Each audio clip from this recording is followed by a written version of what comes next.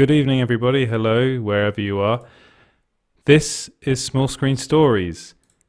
So what is Small Screen Stories? This is a show, a daily show, where I go over all the news of the day in the world of entertainment and pop culture. And today there's been a lot of news. So let's just get straight into it. So I'm going to kick off today with... it's quite a difficult story to talk about, and it's to do with Ray Fisher. And in particular, Ray Fisher and his allegations, the allegations that he's made against Warner Media and in particular Joss Whedon. So this has kind of been rolling on for quite some time now. And Ray Fisher has spoken about this actually kind of at length now for quite some time. But he did an interview with Forbes recently. And in this interview, he made quite a lot of claims. But there's really one quote, in particular that really stood out to me, and that was this one. What set my soul on fire and forced me to speak out about Joss Whedon this summer was my becoming informed that Josh had ordered that the complexion of an actor of colour be changed in post-production because he didn't like the colour of their skin tone. Man, with everything 2020's been, that was the tipping point for me. So... I've actually been talking to a lot of people in the industry and people that work on movies, that have worked in movies in the past, that actually do what is called color correction and on movies about this, and they're kind of a bit perplexed by this quote, because a lot of people in the industry say, well, it really depends on there's so much that this in this story, and it really does depend on what the scene is in particular, whether it does need color correction, because sometimes and one person in particular told me that sometimes it does, you do require to make some people lighter in certain scenes that are quite dark, and they said it does happen. It actually happens more often than we think, because movies now, there is a tendency, especially with some comic book movies, especially in the DC EU, which was pointed out to me quite specifically, that they said that there are a lot of scenes that are so dark that with actors with a certain skin complexion, it is actually necessary to lighten the it's such a difficult thing to talk about, but their complexion, so that they pop more, and that's something that does happen in the industry. But the thing is, the thing is with Ray Fisher, he's been talking about this now for so long that he's experienced a lot of this personally, I think, and it's so personal to him, and it's so important to him. He's been backed up by people like Jason Momoa, and he's been talking about he's been talking that, again, if you read honestly read the Forbes interview, because he says a lot of stuff in there, and you think, God, was this really happening? Because I knew it was bad, and a lot of people were saying that these allegations were out there, especially against Joss Whedon, that he was apparently gross towards people on set as well, that he was just difficult to work with. A lot of this does, though, come from Ray Fisher, and Ray Fisher in particular, and it's something that I'm actually I was actually quite surprised to see that he agreed. First off, he agreed to do the interview. Or he probably asked to do the interview, I don't know. But I found it really surprising that this came out now, because he's currently doing additional photography on Justice League with Zack Snyder, and he hadn't said anything for a while. So I was kind of thinking, oh, well, he's quietening down now, because there is an investigation into Warner Media about how certain people at the very top of the company involved with this, with the DC Comics movies in particular, were acting. Ray Fisher is claiming that they were racist, and the thing is, it's a big statement to say, and you really do need proof.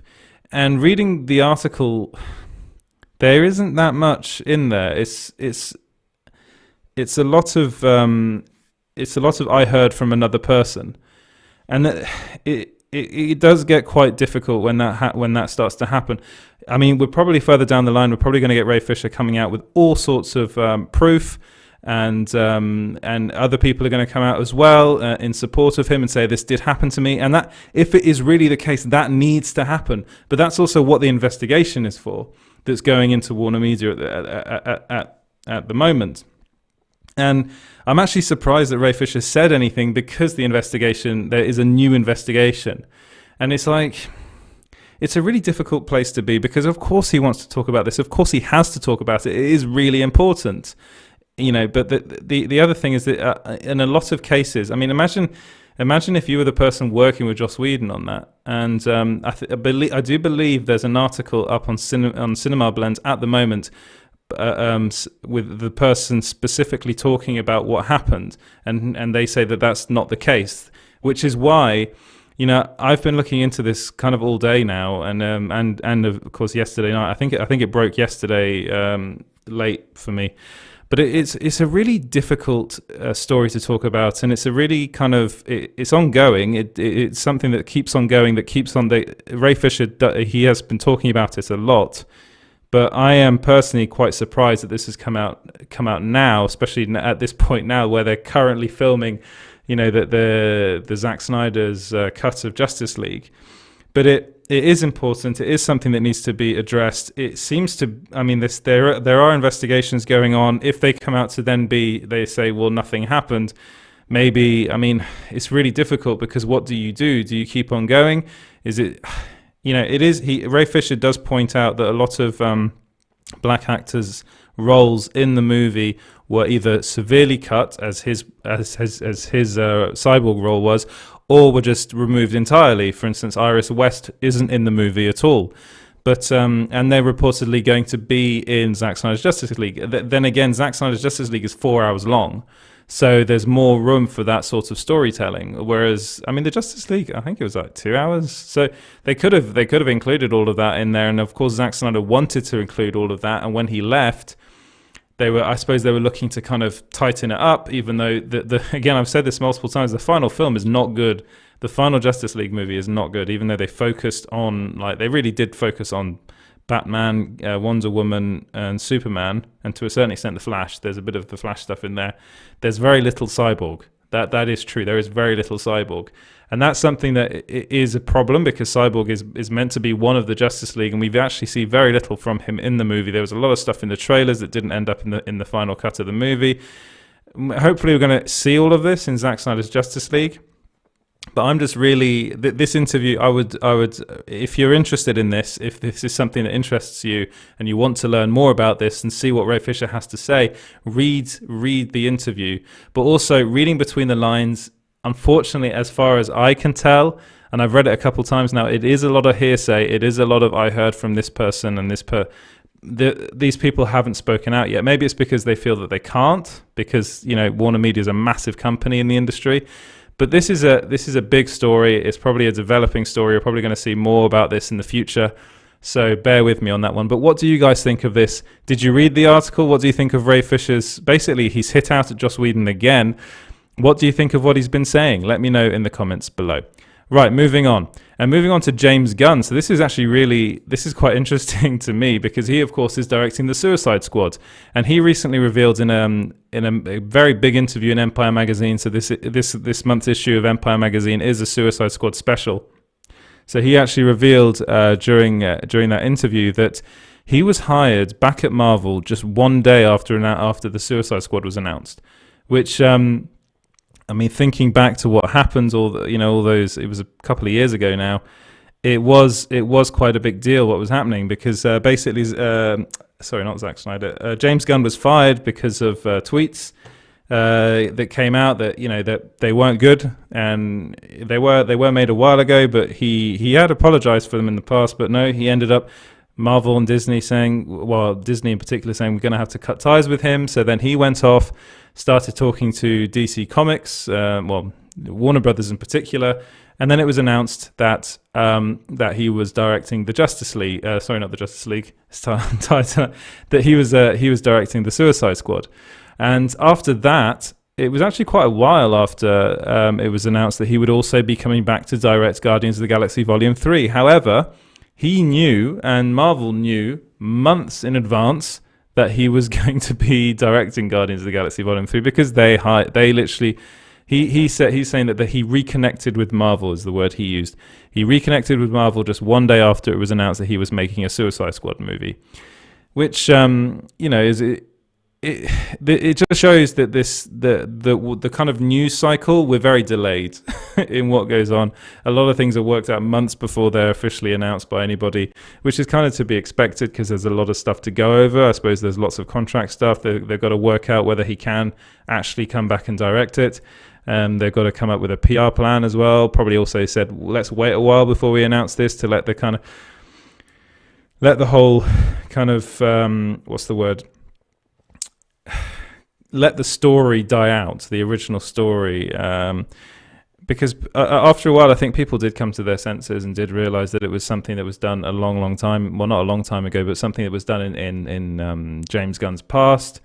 It wasn't a good thing to, they weren't funny, his tweets, and he admitted that as well, that he called himself a provocateur, but it's a bit more than that. But anyway, in the interview, he went on to reveal that he had to tell Kevin Feige what he was doing, that he was doing a DC Comics movie. And when he told Kevin, Mr. Feige, the head honcho over at the Marvel Cinematic Universe at Marvel Studios, what he was doing, that he was doing a DC Comics movie, Feige asked him if it was going to be a Superman film. And he just said, please, James Gunn said, no, it's not going to be Superman, it's going to be Suicide Squad. Feige said, please make a good movie, just make a great movie. And to me, that just goes to show that all people really care about in this industry is, especially making comic book movies, we talk a lot about a DC Comics and Marvel rivalry, which does exist, of course.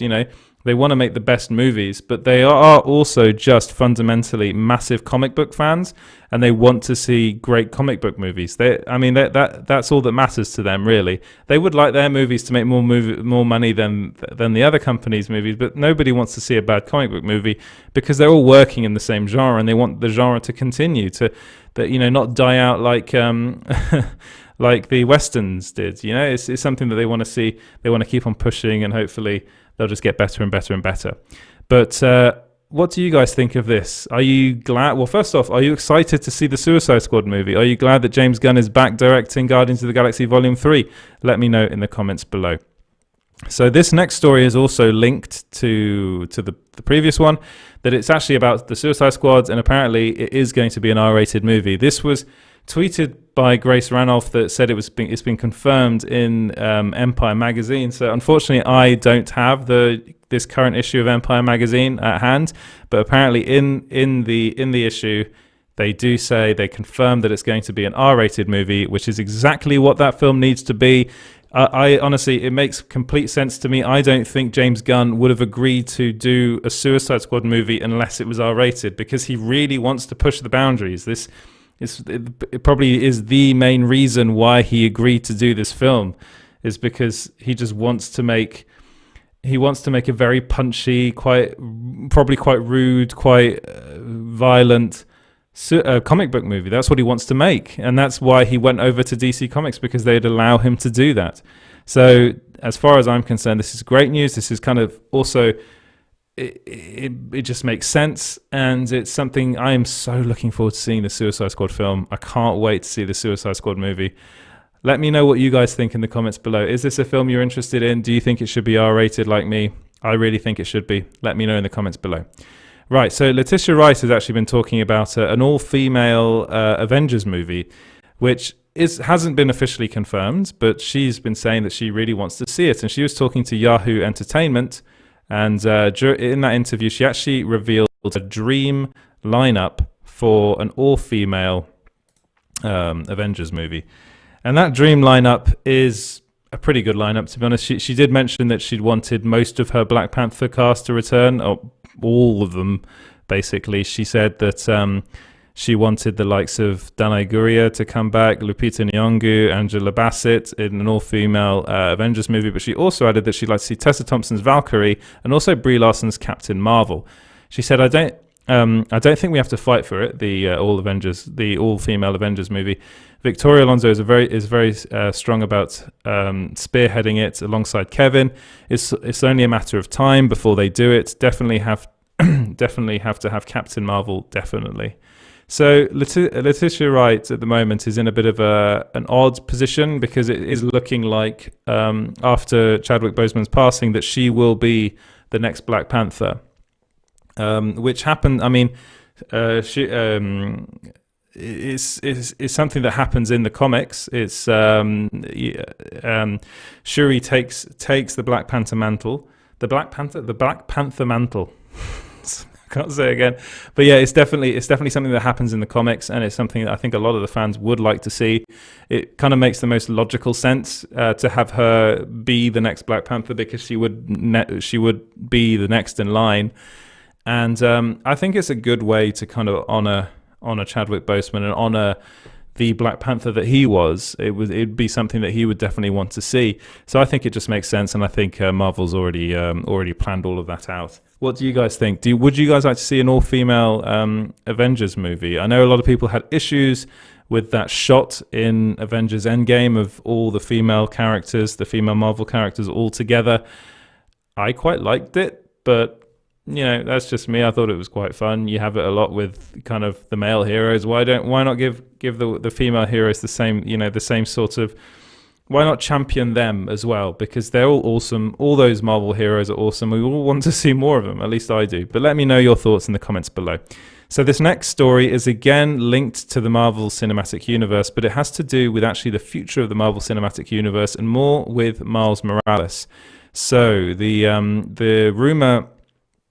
scoop comes from Geekosity, and they've been talking about how Miles Morales is going to be brought into the MCU, and they're claiming that he's actually going to be a part of the Young Avengers in the MCU, which is actually, according to Mikey Sutton, who's the editor over there at Geekosity, according to him, this Young Avengers project is going to be a series on Disney Plus, and is going to incorporate Miles Morales, which does make sense to me. It makes sense because it's a way of getting the younger characters more involved in the Marvel Cinematic Universe. It's a way of getting the audience more connected with them, learn more about them, to be more familiar with them. And it's something that I really think people will like to see and will watch, well, pretty happily. I think I would definitely watch a Young Avengers movie and TV show. Is something that I would really look forward to. And having Miles Morales in there, I think, is a really, really good idea. It's something that makes perfect sense to me. What do you guys think? Are you guys excited for this? Is this a possibility? Is this something that you want to see? Let me know in the comments below. Right, moving on to Matthew McConaughey. Apparently, he revealed that he wanted to play the Hulk, but Marvel said no. So this is something that kind of made me laugh, because this is on a Happy, Sad, Confused podcast. He revealed this. He's been talking a lot recently, actually. He's been doing a lot of interviews. But during that interview, he revealed that he wanted to play the Hulk, but Marvel turned him down. He didn't specify whether it was before or after Edward Norton, possibly even before Eric Bana's version, or before Mark Ruffalo took the role. It probably would have been before Mark Ruffalo, I'd imagine.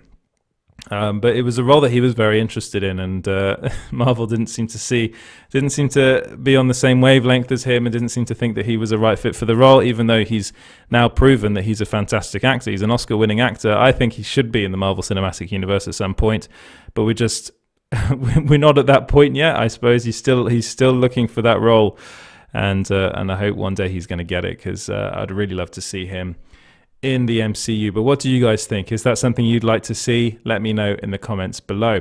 Right, I'm gonna end today with because it's Halloween, I thought we might as well talk about some horror movies, and there's some news about some horror movies. So the first bit of news is that the Final Destination reboot has been delayed due to the coronavirus pandemic. That is something that I've been a fan of the Final Destination movies for quite some time. Since the beginning, actually. I think I was far too young when I saw the first Final Destination movie, and it's now on its 6th film, and it's going to be a reboot in the franchise. And the franchise's creator, Reddick, revealed that they had to push the release date because of the coronavirus pandemic. They just haven't been able to do as much work on it as they wanted to, which is annoying, but it's just one of those things at the moment. It seems as though everything's being pushed.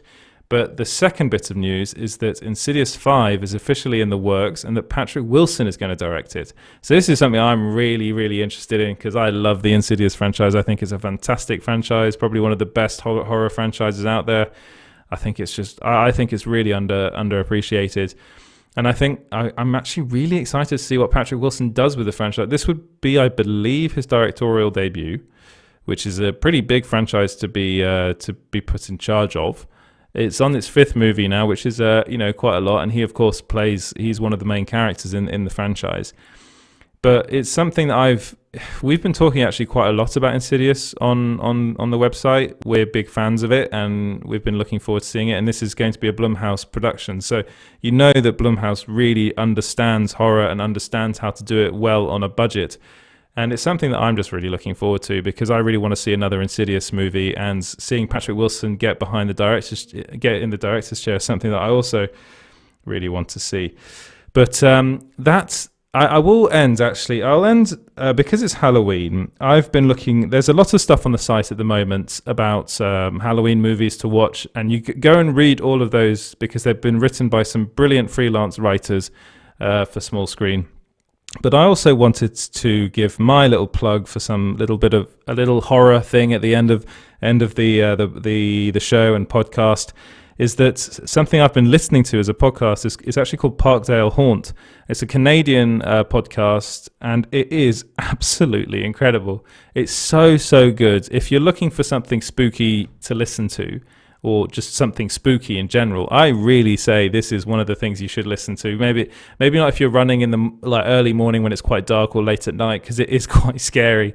But it's something that I've had great fun listening to, and I just wanted to plug it here on the show because I think it's fantastic. And I'm not sure if it's over yet.